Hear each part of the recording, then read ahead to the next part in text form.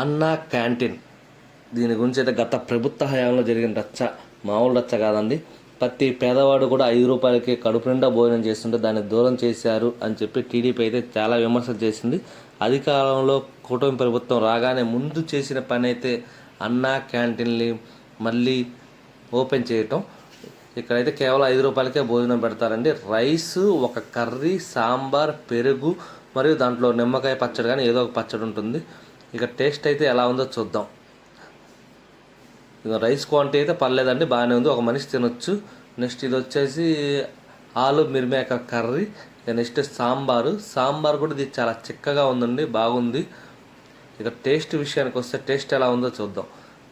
Taste కూడా సూపర్గా ఉందండి. కర్రీ కానీ సాంబార్ కానీ నెక్స్ట్ పెరుగు కానీ పెరుగులో మనం నంచుకోవడానికి ఉన్న నిమ్మకాయ పచ్చడి కానీ మొత్తం టేస్ట్ అయితే సూపర్గా ఉన్నాయి. మీరు ట్రై చేయొచ్చు.